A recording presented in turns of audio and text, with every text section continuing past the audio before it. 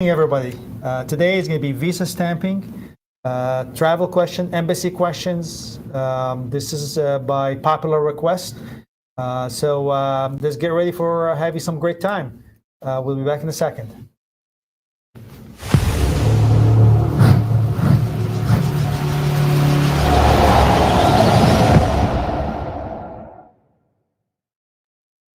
Hello everybody. My name is Sam Shihab. I am Brian Burke. And we are from the law firm of Sam Shihab and Associates, and we are going to have a presentation today about the consular processing. There has been some changes in the law recently, some waivers in response to COVID. There is a lot of general questions about embassy stuff. I personally went through the consular process when I got my F1 student visa back in, Brian, 1980, and then I got another one 1982, 1983. So I went through it personally. I understand it can be very stressful. It wasn't easier then. It was the same thing. I can give you personal perspective from a person, attorney, and talk about the law and have fun. Okay. So let's go over the law real quickly, or do you want to go over the current events first? Yeah, let's hit up the current events. Events. You know, there's nothing too huge on the radar. I got to talk about our favorite topic, the Build Back Better Act. Dead? Joe Manchin, you know, I'd say turn it down a little bit more. Joe Manchin, apparently there's a $1.8 trillion offer on the table. Circa the week before Christmas, and apparently that has been officially taken off the table by Joe Manchin. And as of the middle of last week, here's what he said, quote unquote, "I'm really not going to talk about Build Back Better anymore because I think I've been very clear on that," Manchin said earlier this week. "There is no negotiations going on at this time," okay? It's possible for it to come back, but it's tough. So I don't understand that on the table, off the table, what the hell these people are doing. I'm sorry. I mean, this is people's livelihood. Yeah. Like, seriously, this is whether it's the child credit laws, or whether it's the immigration laws, or whether the infrastructure, whatever it is, off the table. This is not a game. Yeah, I mean, if it was on the table, you shouldn't be able to take it off the table. It means if you're willing to agree with this, you shouldn't be suddenly unwilling to. It's not his to put on the table and to take off the table. Yeah. Right. Yeah. I am getting disgusted, honestly. I mean, it's not his. He doesn't own it. He is elected by the people to do the people's business. Yeah. And there was a $1.8 trillion on the table this week. Next week, I'm taking it off the table. That's disgusting, honestly. I mean, it's very upsetting. But it's off the table this week. Maybe back on the table next week. I have one. Yeah. Who knows? We'll see. I mean, there is a political desire. Remember, this is President Biden's, his signature policy thing. All the things that he promised, they're in the Build Back Better Act. I have one other bit of news, which is a good segue to our next topic. Department of State has a proposal to raise their visa fees on various types of visas. The one I noted was for employment-based visas, petition-based employment visas. Their fees going from $190 to $310. Because they're doing such a great job and wasting so many green cards, they want to give themselves a raise. So, as we segue into our substantive topic for the evening, that won't go into effect for a little while, but the proposed rules are out there, and it's inevitable that they will raise the fees. Fees always go up. Government fees usually go up. They don't often go down. Yes, it's inflation too, right? Yes, we have inflation, so you gotta buy bread and pay the bills. Yeah. So let's get into the substantive then yes. Sam. All right. So embassy interview. Let's take a step back before we dive in and just kind of give people a perspective about the consular process.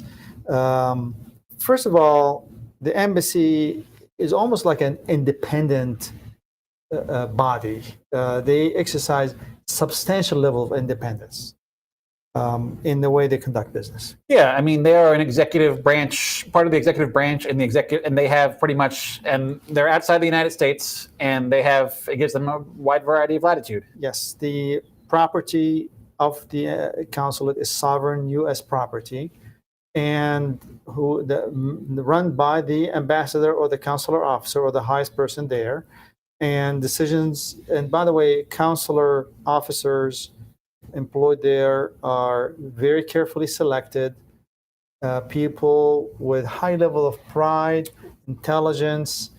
They're the cream of the crop. You want to send people abroad, you want to send your best. Yeah, they are so the best, really. No matter what, we have we'll bellyache a little bit sometimes, but we do have a distinct and profound respect for the folks who sacrifice so much to go abroad to represent the U.S. government and invite, ultimately, I mean, there's one ambassador at the top, but ultimately they're all sort of ambassadors for our country, inviting people, you know, in. Yes. Yeah. And by the way, the number one task of the consulate is to look after U.S. citizens. That's really what the the office is for. The visa part comes after that in terms of their priorities within that building, within that structure, and the way they talk in there, and the way they handle things. Issuing visas to foreign nationals is a secondary function, not a primary function. Yeah. And then the second thing is we're going to go through a lot of details. And I'm going to give you a couple things that are, to me, most important about the success at the consular level. The way you present your documents and the way you present yourself carries 50%. That's a great. I mean, how long? Sam, travel back in time. How long was your last visa interview? How long do you think? Oh, yeah. My last personal. Yeah, one? your last personal one. Visa interview, like to anywhere in the world or to the U.S.? Anywhere in the world, honestly. If I get a visa, I mean, as a U.S. citizen, you know. Well, okay. Everybody out there knows how long that it takes. They don't really. You don't have a long time. It's not a lunch date. It's a quick hello with a consular officer, and you have a very short time in which to make your impression. You know, first impression or lasting impression couldn't be more significant than at the consulate. Yeah. You know, they look at you, they look at your paper, how you're dressed, how your teeth look, how your hair look. Seriously. Mm-hmm. And you're smiling. Are you shifting eyes? Are you looking direct? Do you look confident? Is your documentation clean? They've already established about 70% of the decision. Yeah. The 30% is what we're going to talk about after that. Yeah. And that's reality, maybe 60%. And that's reality. Yeah, I mean, you're there for a reason because they want to see you. I mean, they can't make the decision based upon the paperwork alone, but they are, you know, that's their entire job. They're trained to evaluate people based upon quick interactions. Yes. And just an example here before we dive into it. So I used to make a living when I stopped practicing law, going to the border at Canada and representing people. Mm-hmm. I had 2 repeat customers. One was an engineer who's graduated from a branch of a British Ivy League, but was not located in the U.S., was located in the third country. But the guy didn't look good. His shirt never matched his pants. His socks looked like white socks, that didn't look nice. Never had a tie. It looked rough. But he has an engineering degree. He's bright. He's intelligent. Every time we go there, we get hammered. As a matter of fact, the last time I went there with him, I turned him away at the border before we went to the window. I looked at him. I said, "You don't look right." I said, "Just leave." I said, "Turn around and leave. I cannot present you that way." And he always used to get hammered. I had another guy who is a Canadian, European, slick as it gets, and doesn't even have a college degree. Every time. Approval, just like this. Slick. A little bit of charm, a little bit of charisma, a little bit of looks goes a long way. Huge difference. There are, I guess the point I make is there are people, you're not being judged by an algorithm, you're being judged by people on the other side. Yes. You know? Yeah, absolutely. So that's really important. And that's really it's at least 50% of the game plan. But let's get to the other 50%. Yes. So what we'll do is we're going to get into, the policy changes, what they are. We're going to sort of reiterate what the waiver policy is right now. We'll talk about, traveling on non-immigrant visas, traveling on advanced parole, and we'll talk about some of the challenges and questions that might arise for you. Excellent. Sounds good. Yeah. So the big news from the last couple of weeks was the expansion of the interview waiver, and basically always at the discretion of the consulate. But For petition-based, employment-based applications, so H1, H3, H4, LOP, or Q, no blanket Ls are included in that. Basically, if you're applying from your country of nationality or residence, you've been issued a U.S. visa in the past, if you've ever been refused a visa or overcome that refusal, and you have no other ineligibility, they should be waiving your visa interview. And the magic of this one is basically this policy, you can rely upon a visa in another category.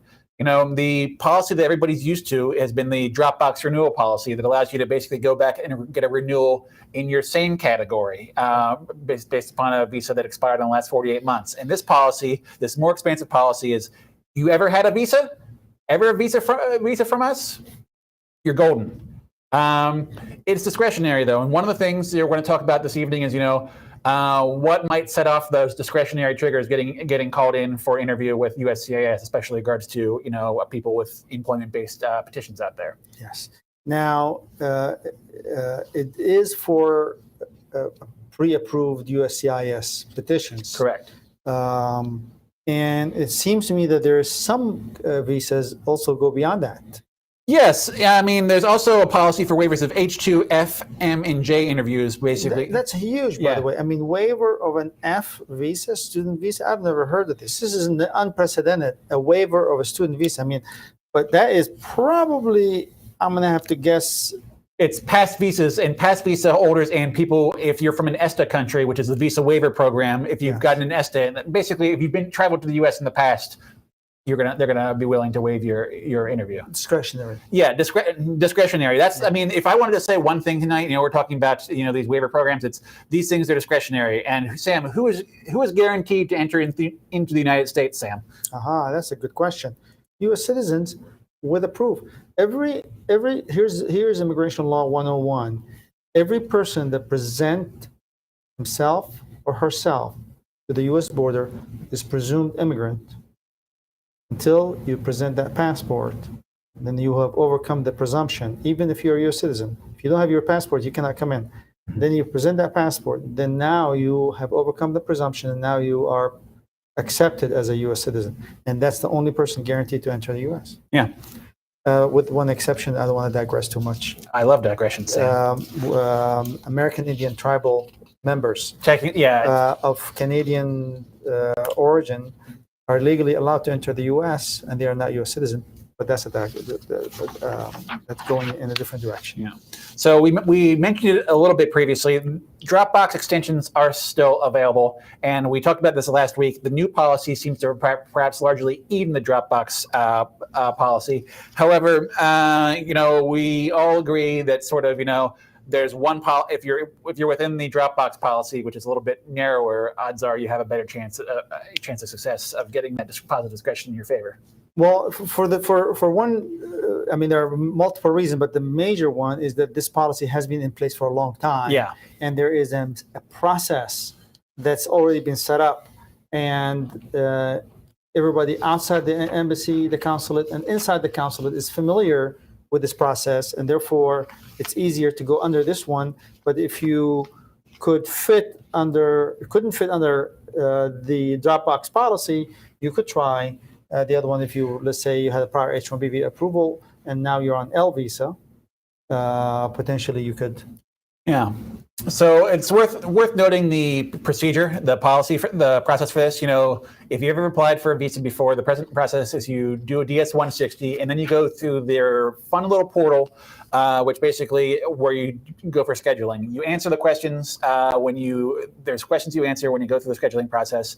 If you meet those criteria, if you meet the right criteria, they will ask questions about it there, and they will say, "Congratulations, you qualify for a waiver." But it also says, "Hey, you still may be called in for an interview," and that's kind of there's lots of people out there, and lots of people will be granted waivers, and that's great. But there are people who will have some pain, who will get 221G'd or called in for an interview on it. Sam, one thing I can't help but mention is I sincerely hope that this policy frees up the interview schedule for those who do need to go for that first interview. Well, clearly the embassy was hampered by the prior policy. Yeah. So the consulates have gone back to the State Department and say, you got to give us a little bit more flexibility. It's COVID, for crying out loud. I don't have to see this guy, we know who he is, he's come here before, or the type of these people that we can give visas for all the time, and we know them very well. There is no need for us to waste our time on these people. Now I have to bring them every time. So that really helped, allows them to move them. And it really is also geared to allow resources to process immigrant visas, because they are absolutely behind in a way that is outrageous. 450,000. Yeah, right? we looked at those numbers. They're average about 450,000 in the backlog. Obviously, they try to do about 25,000 a month. It seemed to be on average, but I mean, it must be stressful to be a worker, a visa officer at the U.S. consulate, because you see every time you knock one out, there's another one in line. The backlog never ends. It's insanity, and that obviously ties into whether or not they're able to have any overflow by the end of the year, right? Into employment green cards. And we were guessing we may be looking at somewhere between 50 to 80,000. It's too early of a guess, way too early of a guess. We have 10 more months to go to figure this out. But based on the numbers right now, and I don't think these numbers may improve, I don't know, but maybe you're looking to about 50,000 visas overflow unless they crank up more visas. But that again, these policies are going to help them definitely allow more immigrant visas, interviews, and processing. Yeah. So we sincerely hope so. Yes. So just a note, people often ask us for, we're traveling on an H1B visa. What do you need? I thought we'd go through the list real quick, Sam. Excellent. Let's do it. So there's one obvious document on the list. It's your passport. If you come to the consulate without your passport, well, you're probably not going to make it in for your interview. Copy of your I-129 petition. Now, the consulate should have access to this if in their system if it's been properly sent to USCIS. However, it doesn't hurt to have a copy of it. Granted, they may not take your copy of it at face value, but it's something good to have. There's so much good and important stuff in there. Active I-797 approval notice for your petition-based approvals. So one thing, a common question I get asked that somebody is in a panic, I have to have my original notice for stamping. That's no longer required. They have a system in which they look it up to verify your H-1B. As a matter of fact, never was an original required. I mean, as far back but a lot of people wanted the originals, but I understand it makes you feel good to have the original, but it looks better. Yeah. It looks better. Yeah. Yes. A good thing to have evidence of your current employment, and by that I'm talking about pay stubs. 3 months is a fair number. It's not going to hurt you to have more. Evidence of your qualifications, so your degrees, your transcripts, and your resume. One thing I'll mention as we get onto what might cause issues is watch out for those resumes. Make sure your resume aligns with what you say in that DS-160 form. Mm-hmm. Sometimes people get confused looking at what a resume for, say, an IT consultant would be versus his employment history. Mm-hmm. Last one on my list is client documentation. The classic things: your vendor and client letter, contracts, and statements of work. Yeah. Now, back to the presentation piece. These documents has to be organized, in my opinion, and has to be exhibited. Sure. Okay, with the word Exhibit 1, Exhibit 2, and Exhibit 3. I like to also recommend tabs with Exhibit 1, Exhibit 2. Why do I recommend that? Because when the consular officer asks, chop.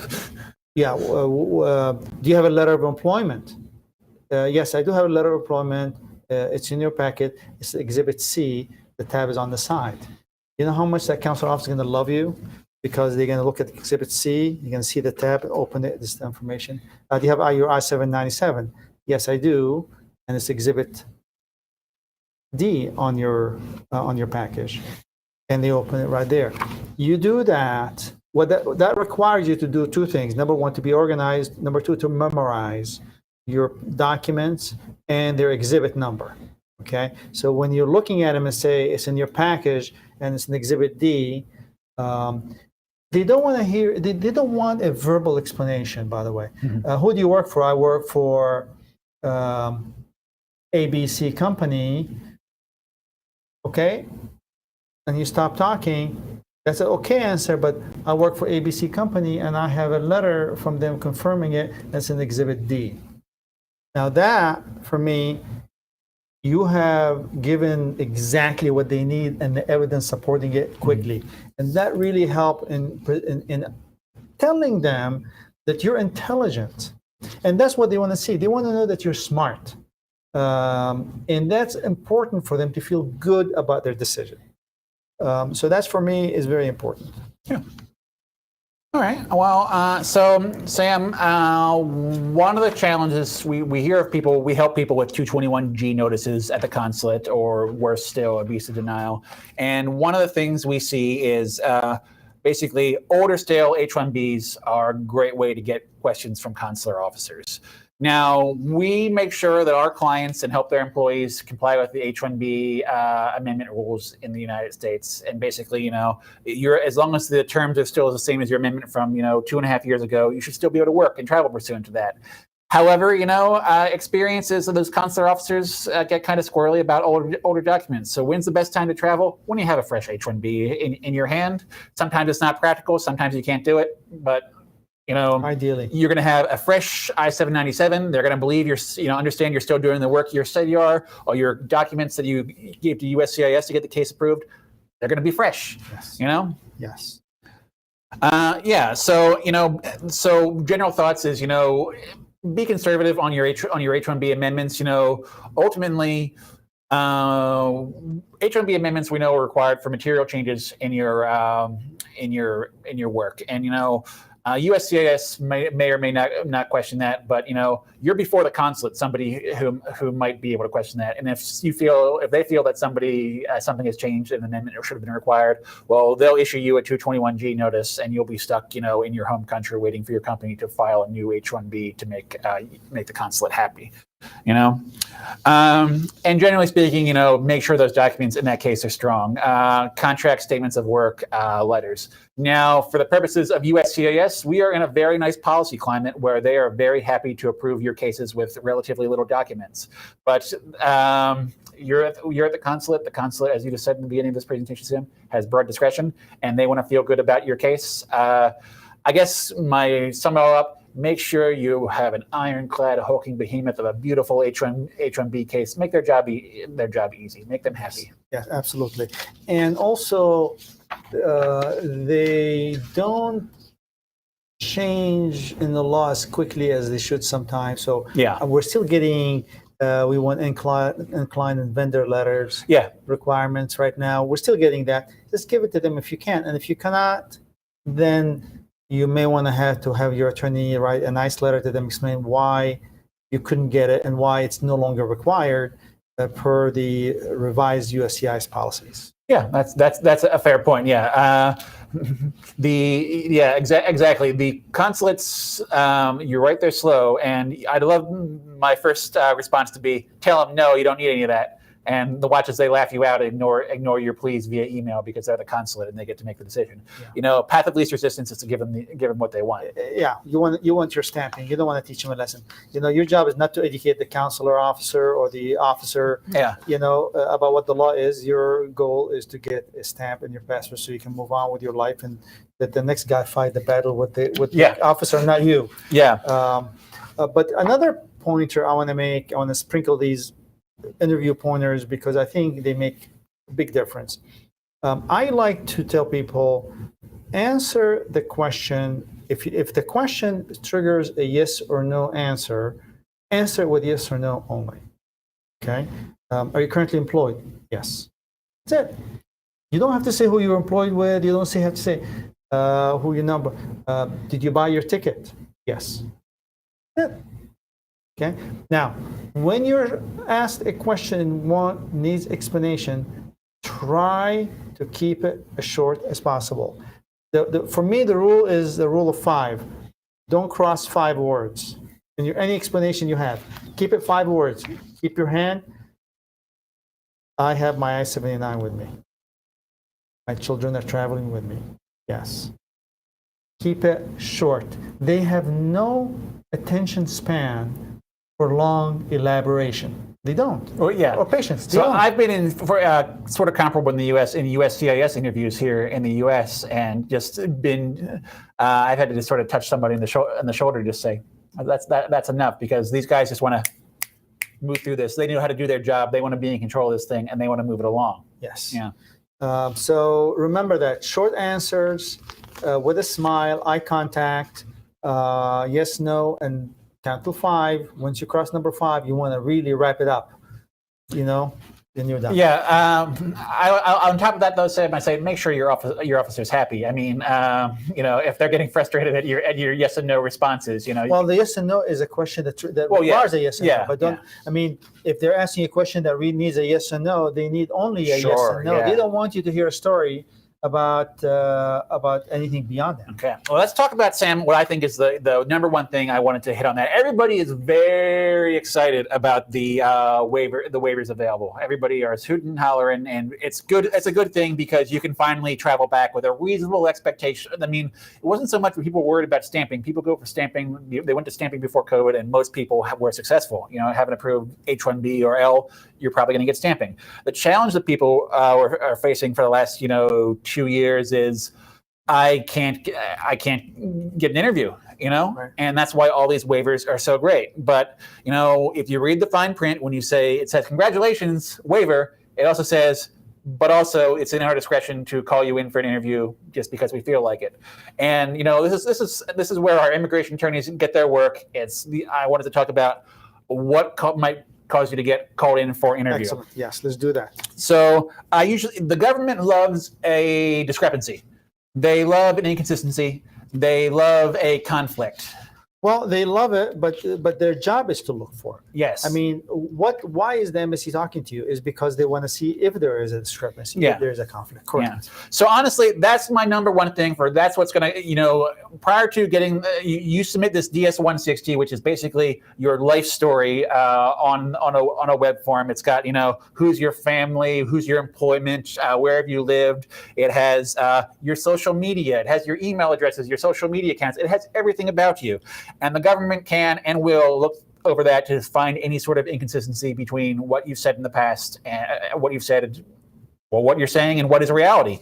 So here are the things that sort of cross my mind when, really that DS-160 is kind of your conversation with the consulate if you're applying for a waiver. You're not going to say hello to them. You're going to say DS-160, this is me. So here are the things that sort of jump out of my mind. Addresses don't align with your approved work sites. If it says if your H1B says you're supposed to be in one place, you're living elsewhere, that might raise a flag for them. Education/employment history. One of those great IT things is that people list out their employment history by client. But nobody cares about my employer. They care about the big name client I was working with, Facebook, YouTube, or something like that, And if you do that on your DS-160 or your LinkedIn account, or whatever heck else the government has access to, which is everything in theory, it can raise flags for them. They, yes, that's really it. Absolutely. One thing I've seen people get in trouble for is, college and university names. In some countries they have basically giant universities with like lots of subsets, sub-associated schools. And if you list your degree by, the main overarching university in one place, but your sub-college in another space, it can confuse the government and they can start belly aching about that. Obviously, any sort of indication that the H1B amendment is missing, so you've been living in a place where you shouldn't be working, comes up. Pay, on that DS-160, you're going to be putting in what your rate of pay. If it doesn't align with your H1B, your minimum wage there, that's a potential issue. And one last thing on my list is inaccurate start dates. When you start with a company versus what your H1B approval notices allow. Again, the consulate should have access to your last H1B filing. What are they going to find in there? All your prior H1B approval notices. If you say you work with company X before you're supposed to be working with company X, that can raise some interesting questions with them. And they don't have to find a lot of consistencies to trigger 221G. I think one is enough. One consistency is enough. Discomfort about your education, discomfort about your employment, a little hesitancy by you about answering a question, and all of a sudden the officer saying, "Oh, I better give this guy 221G and look into it later."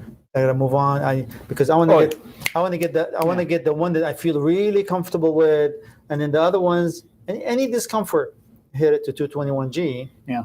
And so that's how it really happens. And some people are a little bit more timid or shy. They just don't interview well, get a lot of 221Gs. And some people who are really confident and they do good eye contact and they organize, they don't have it. Yeah.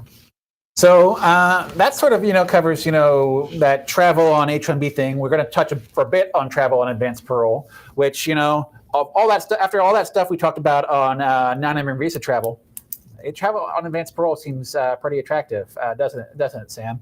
What do you need? You need that advanced parole. You need a copy of your I-485. And I'd say it's nice to come with a letter, confirming your offer of permanent employment in the United States, saying that I-140 or the Supplement J is still active and good. But beyond that, Sam, what's to say about traveling on advanced parole? Well, travel on advanced parole, it's also similar to anything you do. Is they really profile you at the airport? Yes. And just in the interest of time, I don't want to burn too much time, but they look at you, and sometimes they assume that you are a foreign national when you're a U.S. citizen, just because of the way you look. Do they do that to you, Sam? They didn't do that to me. They did it, as a matter of fact. I kind of fit in, I kind of blend in well, but I did it. There was an old man with a briefcase walking in. He looked like he just came from the village, right? And this officer was saying, all U.S. citizens to the left, non-U.S. citizens to the right, and this guy went left. And he got yelled at? She about lost it. I'm about to lose. You're gonna see a vein pop in my forehead. It's America. What do you expect? She about lost it with her voice, not only loud but anger and vibration in her voice. And then the guy calmly turned to her and he says, "Ma'am, I am a U.S. citizen." He looked at her. He told her, "Ma'am," he's an old man. He told her, "I'm a U.S. citizen," and everybody around laughed. And she goes, "Oh, okay." And he just kept going, and everybody shook their heads like, "What is wrong with this woman?" But the reality of the matter is, they profile you. The way you look, the way you act is the way who you are at the airport, because they have to make decisions very quickly. Yeah. I don't like it, and I always struggle to explain it to people. And I ask, as an immigration attorney, you have to ask people, say in family-based immigration, they say, "Are you guys of the same age, or you have the same race or the same culture?" And they look for that in immigration cases, to make sure things match up in their eyes. Oh, with my clients, because we have something called attorney-client privilege as attorneys. Attorney-client privilege, any communication between you and I, as my client, is privileged, is protected by law. It's not protected if they get your phone. It's not protected if they get your phone. Mm-hmm. So I basically sometimes tell people, don't use, if you're traveling, don't use your main channel of communication. Just open a Gmail account and talk to me on it. It's not I'm doing something improper, but I want to protect the attorney-client privilege. If you're, I have clients outside the country, and I say, just open a Gmail account and just delete it or something, and don't put it on your phone. Because they're going to get your phone, they're going to go through all the email. I mean, that's, we're going to talk about dealing with customs, and that's the number one thing that jumps to mind is, when people say, "Ooh, I got stopped by customs and turned around and sent home," one of the common things is, I got stopped by customs. They started looking through my phone. They started finding things that they thought were inconsistent with what I was coming to the United States for. They're totally wrong, but they make one of their quick decisions and they make their interpretation, and then suddenly you've been expedited removal from the United States, or you've been forced to withdraw your application for admission. It's not pleasant. Obviously, we're on YouTube, so customer officers are wonderful people, and we love them. Right, but truly there are people that make wrong decisions at every level, including the government. And I get calls sometime by female travelers, and she would tell me that I got stopped by a female customer officer. I don't think she liked the way I looked. Maybe I just look good, too good or something. I don't know. I get really harassed by her. And I'm going to complain. I say, "Can't complain. Just got to let it go." Yeah. So just be aware that you're not going to get 100% fair shake, but if you follow the rules, I think most of the time you'll be okay. Yeah, I mean, mine is, remember, you've given them all your social media accounts, and well, already. I mean, they could have seen something. It's that thing about the U.S. government. The U.S. government knows everything. I sort of presume the U.S. government knows everything when it comes to immigration stuff. Don't think you can put one over on them. I don't think that most people do, but it's if they know. Yes. Yes. So with the advanced parole, what documents do you need, Brian? Well, pretty straightforward. Copy of the advance parole itself, a copy of your receipt notice for your. I'm sorry to interrupt you, but original of the advance. Oh, the original advance parole, which is going to be in one of two forms. More common is the combined EAD AP advance parole. Your EAD is also your advance parole when it says serves as I-712 advance parole on the bottom. There's also possible for them to issue the advance parole as a separate document on a separate sheet of paper, and that's that. And also prove that if you have an adjustment of status, a proof that adjustment status is still valid. Yeah, a copy of Nice that. to have. Copy of that I-45 receipt notice. Yeah, that may be a confirmation that you're still employed in the U.S. Yeah, I mean, extra documents. yeah. That's what I usually think of. Something to confirm that offer of that offer of employment for your I-45. It's maybe a letter that says so and so is an applicant for a green card through our company. That offer still stands. They're waiting for approval. Thank you so much for your time. We appreciate your quick facilitation of their entrance to the United States. Do custom officers work it backward? They decide they want to send somebody back and they find a reason? Sam, we haven't. I don't know if we have any audience of customs. Anybody in the audience is a custom officer, but I think they're good, nice people. Every human being capable of doing that. I right? think yes. And good customer officers will not do that. Bad one will do it, and there's good and bad. Yeah, in every group. I think it's possible to. I mean, when I talk with people about immigration processes, and ultimately decisions on the other end are made by people, no matter dealing with the consulate, USCIS, or customs. And there's all your good factual factors in your favor. Then there's also the intangibles, like have they had their cup of coffee? Did they wake up on the wrong side of the bed that day? How are they feeling? And they have made wrong decisions before, 100%. And you just do not want to be that wrong decision. So how to prepare, make all your documentation ready. Honestly, make sure that there's nothing on your phone because they're going to go through it. Yeah. That create discrepancy in your resume, some text messages about somebody, with the issues that we deal with, somebody's helped another person in an interview, those kind of discrepancies that say, oh, well, here you're asking for somebody to help you with these job interviews. This is fraud. We're going to send you back because of fraud. Yeah. But on advanced parole, truly, and that's usually more in the H1B context, but on the advanced parole, truly, the review is very narrow as to whether or not the advanced parole document is authentic and whether it's still valid. So that's really the review is very narrow, and that's why you should feel comfortable coming back to the United States on advanced parole and feel confident that it shouldn't be a problem. The only thing that you should be aware of is not to schedule a very tight connecting flight. Make sure you come back when you're. Yeah, I also say don't schedule your advanced parole on your last couple of days of validity of it because you need that advanced parole to come back, and that's that. Sounds good. So we'll be back in a minute to answer your questions.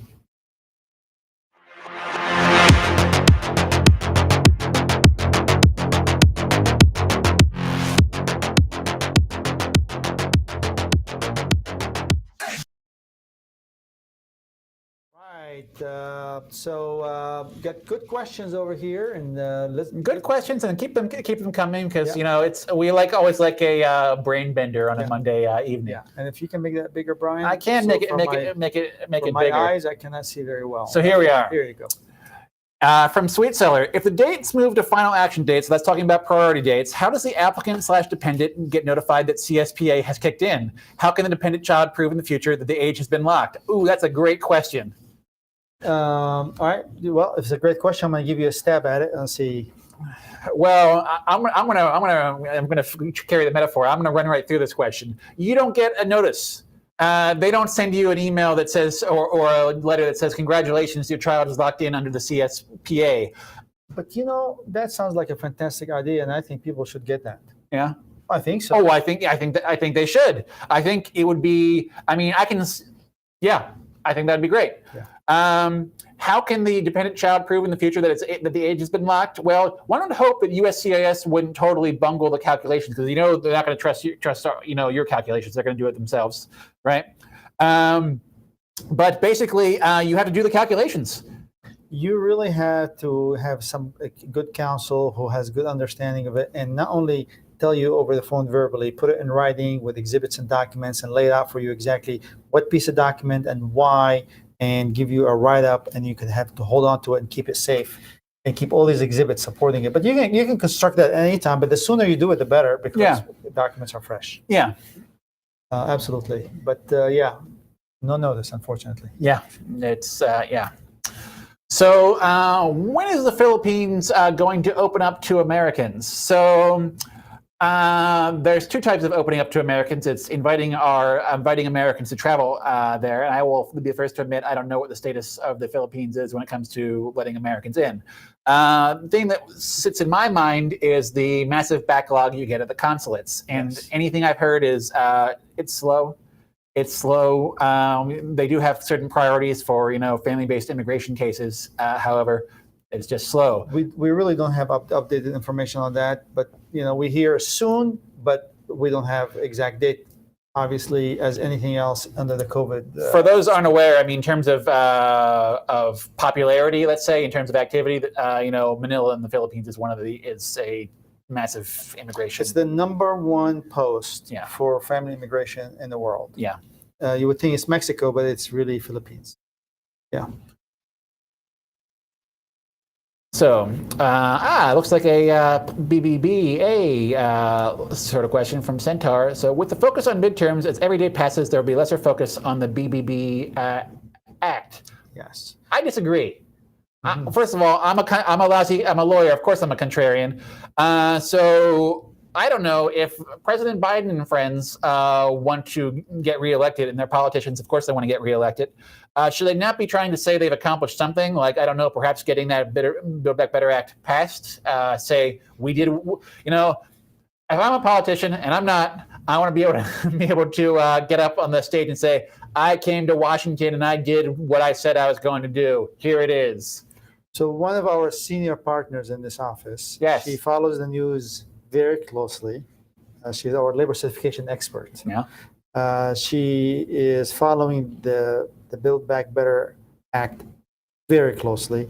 She says it will pass in March. Mark my word, it will pass in March, and Manchin will vote for it in March. And I'm saying, okay, I heard enough. Let's wait. But that's what I'm told by our internal expert. By our internal political analyst? Yeah. All right. So we'll see what happens. My take is I don't think they can say that they didn't do any of the things that it's not just the president, it's every Democratic member of the House and the Senate. People in theory wanted them to do certain things when they elected them, and if they can't accomplish anything, Well, the reality of the matter, and again, is that Manchin political future is not in jeopardy. Yeah, this guy is solid. I mean, he could run. I mean, he's solid. I mean, like his popularity 70% in West Virginia, and so he's not worried about. I think he's doing his conviction, but I think he's just carrying it too far in terms of. Well, anything's clear that he certainly holds the ball, and what he says goes. And thereby, if he says something in the future, again, if he makes an offer, take it, guys. Take off the table on the table. Give me a break. This is stupid. Yeah. Sam, sir? All right. Filed I-485 with previous employer for future full-time job offer. Okay. Can I be on only part-time H1B with my current employer, not my green petitioner, until I receive my green card from my future employer?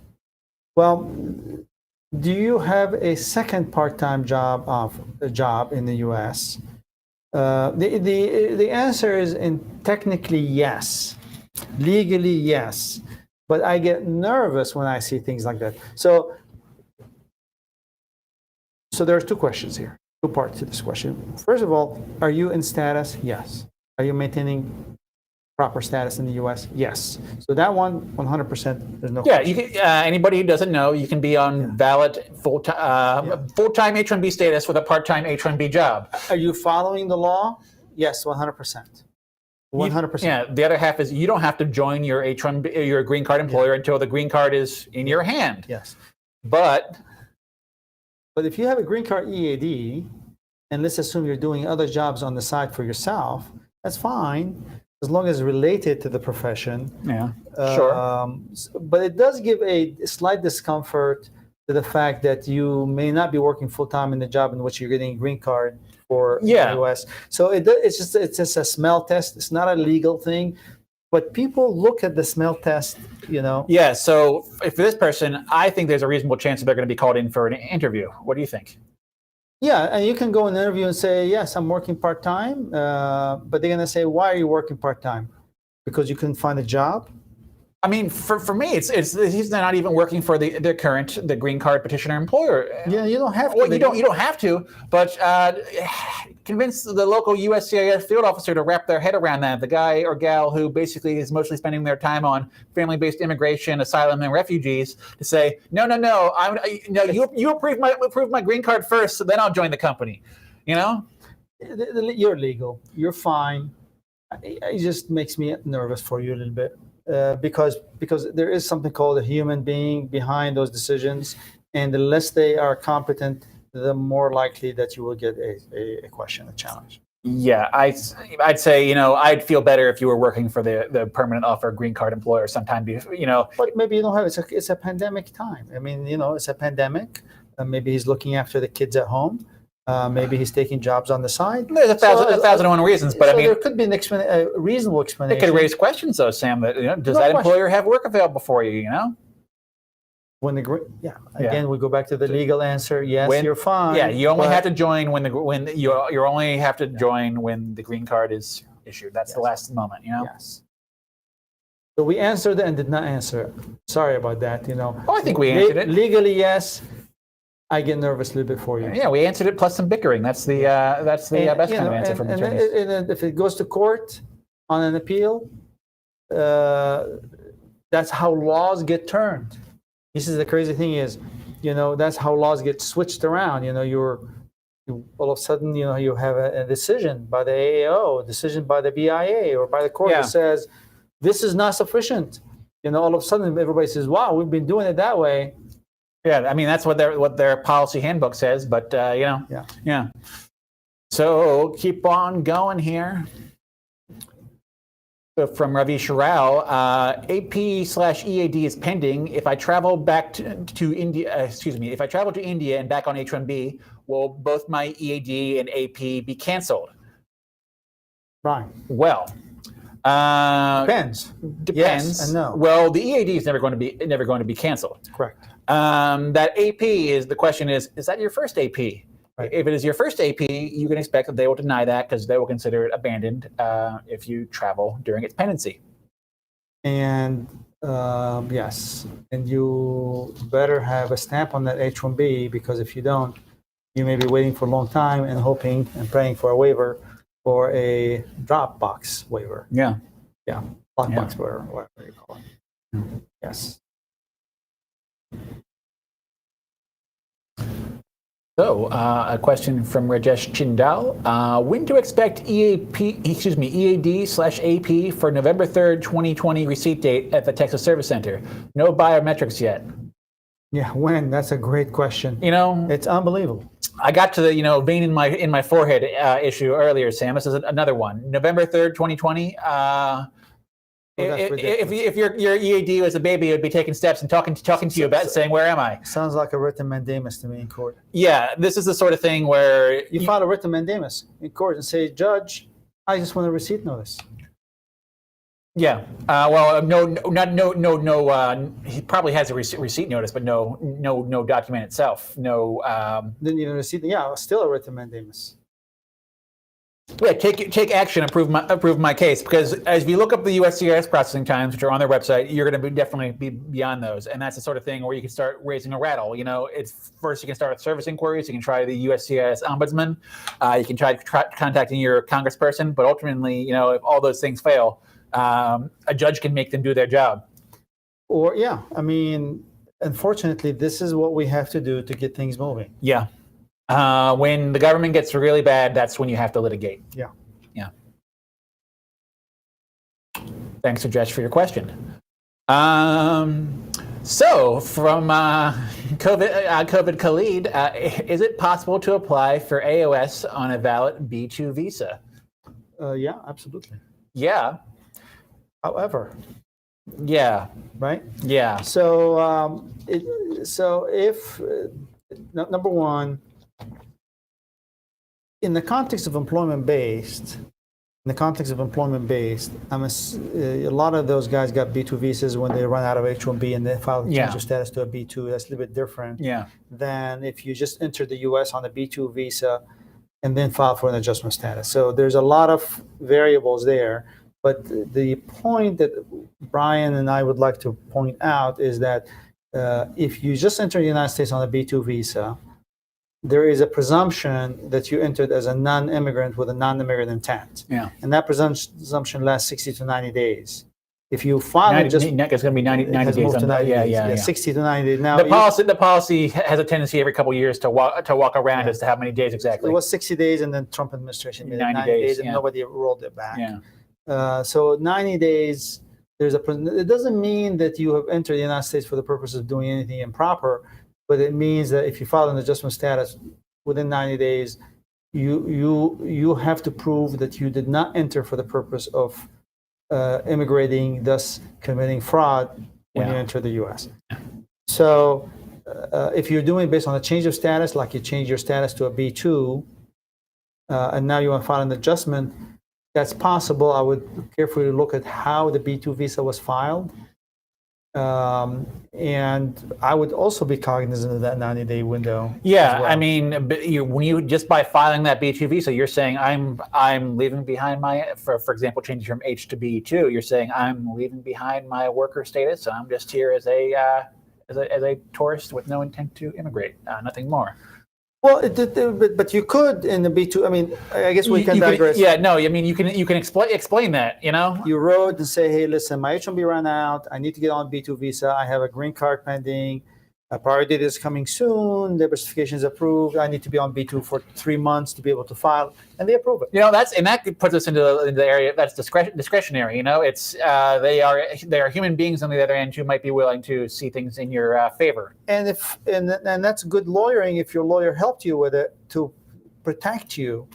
But if you said, hey, I'm going to be going down to Disney, I ran out of H1B time, I sold my house, I'm traveling, leaving the U.S. in 60 days, and then a 30-day later you file. Yeah, there's a follow-up here from COVID Khalid. I-140 approved already, so that means he's probably, I don't know. So I-140 approved, clear immigrant intent at the time of the B2 filing is helpful for him.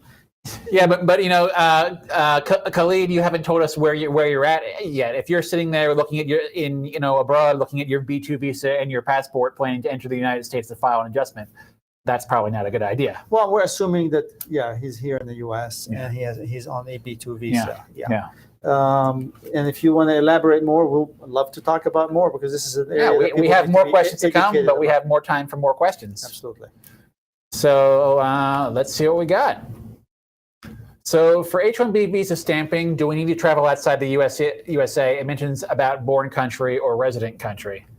Okay, so number one, you'll be interested to know, Brian, that a long time ago, you did not have to travel outside the U.S. to get an H-1B stamping. Yeah.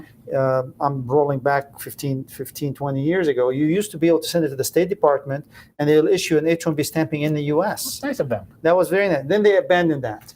But when they talk about the born country or the resident country, meaning that, like, let's assume that you are, Syrian living in Kuwait. Yeah. So the born country, let's say Syria, and then you're residing in Kuwait. So either one. Yeah, they want you to go for your stamping in a country where you have business being, right? Yeah, you have legal status. Yeah. You have the right to be in that country. So the U.S. consulate will not see you in any country in which you don't have. So if you run out of status in Canada, say you run out of visa in Canada, and you went to the U.S. consulate for a visa to the U.S., they will never approve you as a discretion, they will deny it because you're not in a country in which you're Yeah, legal. I've seen good cases basically terminated by consulates, and they'll say, "Great case.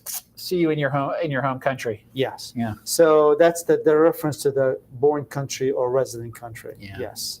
But yes, they used to approve H-1B visa in the U.S. That was very nice. Yeah, very then nice. they gave that up.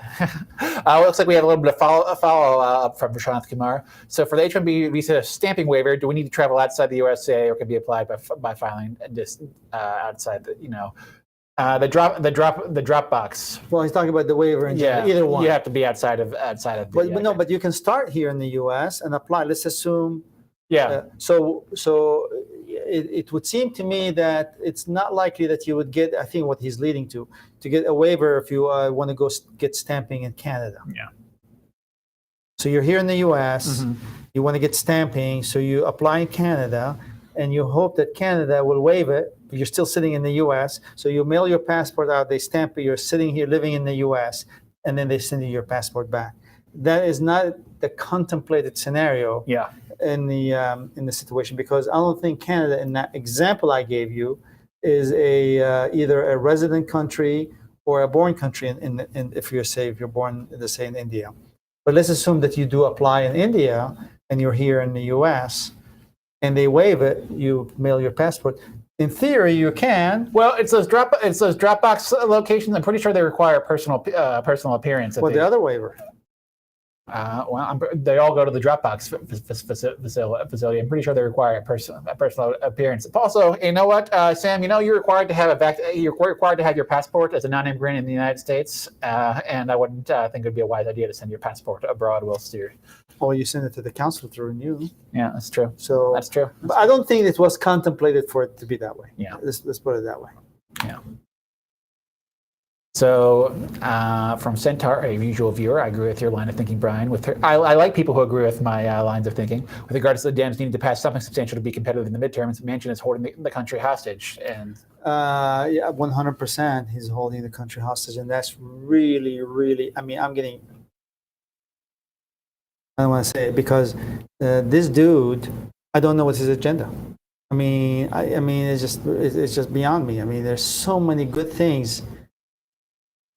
Yeah, I think he got pushed too hard and he got upset. Well, that was what he said. Yeah, it became personal, and when it becomes personal, you have don't make rational decisions. You have lost perspective about your role and how important what you're doing for the country and for the people, and how badly needed on every level. Well, yeah, I mean, the thing I've read repeatedly was that basically he did not like that he got called out in some sort of press release from the White House that said, Joe Manchin's the reason why we can't get this done. But it is true. Yeah. Oh, it is true. But nobody wants to then vote for to be the guy who double dipped his chip, who peed in the pool. Don't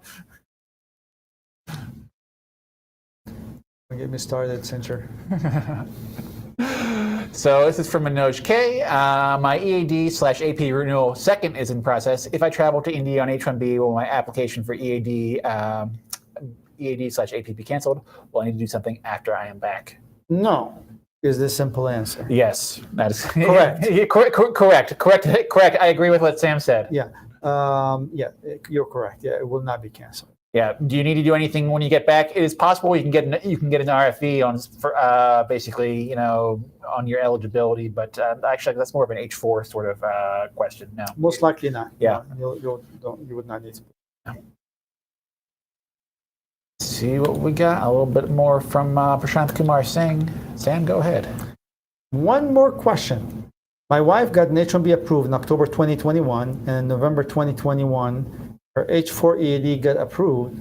Should I worry, or do anything additional for visa stamping waiver before traveling to India? So that's an interesting question. Yes. So we don't want to confuse everybody, but there's something called, but this is not the law, right? The last action asterisk. There's a policy. There's something that they call a last action rule, right? Is that what you're getting into, Sam? But it's not a rule. It's not the law. It's not the law, and yeah. There's confusion there, obviously, because obviously the approval on H-4 EAD came after the H-1B. And I don't know which of the two your wife has decided to believe she's under, is the question really. Yeah. Because if she believes that she's under H4 EAD, I'm not worried. If she believes that she's under H1B, I would want to ask questions. Yeah. Yeah. Yeah. So, but with regard to stamping, once you leave the U.S., because that's really the question, there's really those, whichever came first and last becomes irrelevant. Yeah. You can present your H1B to the consulate and get stamping, and you should not be worried about any complications because the H4 EAD came a month after. Furthermore, if the H1B was not approved, she can come back as your spouse and pick up her EAD and continue working. So she has good options. Yeah, I mean, it does create a really interesting, legitimate immigration question as If she's staying in the U.S., Yeah. but she's traveling. yeah. And because she's traveling, we get to avoid You're right. answering that question. It's moot. She's authorized to work regardless. Yes. Yeah. And COVID, Khaled said he is in the U.S. on B2 visa. So obviously, the question for I was a little follow-up here too. Yeah. I didn't plan it actually. I came here on vacation and an employer offer me schedule a job. Nice. So I would definitely be careful. You need an attorney to look at this carefully for you Yeah. with regard to the fraudulent intent, and make sure that you're outside the 90 days when you file. Otherwise, yeah, it can be done. Yeah. Right? Yeah. So a question here from Prashant Kumar Singh. Any idea when B1, B2 Dropbox will open up for India? I have no updated information on that. Do you? Nor do I. I mean, I've read the policy recently. Obviously, B1, B2 is on there. I mean, that kind of sounds a lot like you're suddenly in equivalent to visa waiver territory, you know? Well, I mean, it's the same thing. Yeah, I mean, It's applicable. You have to do a little bit more. You have to do a complete DS 160, and there's still the requirements of having a past visa. Sure. But man, that'd be cool. Well, yeah, for a lot of people who use a lot of B1. Well, yeah, I'm just sort of thinking of like parents and family members. I mean, they have been unable to the constant. I would say that those will not be easily waived in. I would say the waiver would be for regular travelers and for business that've been traveling on a B visa for multiple years, and they're very well known. Yeah, I mean, they are worried about fraud on visitor visas, people coming to immigrate, essentially. But they're not worried about fraud as much as they're worried about ineligibility. That you're not eligible, you do not meet the requirements. Yeah. You do not meet the ties to the home country. You do not meet the income. And really, a good interview for a B visa will really ferret those issues out. It's a huge step down if they do it, but that would be great. Yeah. All right, so let's take a couple more. Yeah, I think we can finish up with the ones we have here. So for Manoj, my I-45 interview was scheduled. Later, I received a call informing me the interview was canceled and said it would be rescheduled later. She told me she's calling from USCIS. The case status is still interview scheduled and did not get canceled interview notice. Should I still attend interview? If it's a phone call, that's not enough for me.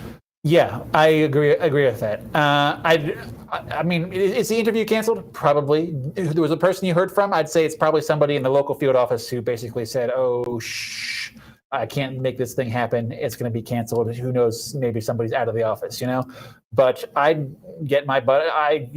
Be there anyway, and I'd rather be told no rather than have to deal with a motion to reopen. Yeah, because you cannot prove that phone call. Yeah, I mean, it is possible for them to contact you via email. And recently, I've gotten emails from local field officers on saying, "Ooh, we need a second interview, or we have an updated interview notice for you, or we need you to bring something to an interview." And they've sent those to us via email. So it is possible for them to contact you via email. And granted, email can be spoofed, but I feel a lot better with somebody with a name. There's so much fraud out there right now. You cannot rely on that. Yeah. It's too important of a process to just rely on. You've been waiting 10 years, plus for a green card. So we'll take this last one, Brian. Okay. All right. In continuation, yes, Rajesh. So he was trying to get the EAD AP approved, having been filed back in November 2020, not even biometrics. So approval changes in the next couple months, good. Suggestions for your next level. USCIS has an office called the Ombudsman. And it is possible to basically inquire with them if you have if the agency's not doing their job. I know the ombudsman's office is quite backed up. You can start talking to, even if you're not a U.S. citizen, there's a congressperson and a couple of senators that represent you, and every one of their offices has a liaison for immigration purposes, right? Yes. Do you expect a positive result from something like that, though, Sam? I think shaking it and causing noise is imperative for you to get things going. Yeah. With that, we end today's presentation. Thank you guys for listening to us. Until next week, have a great day.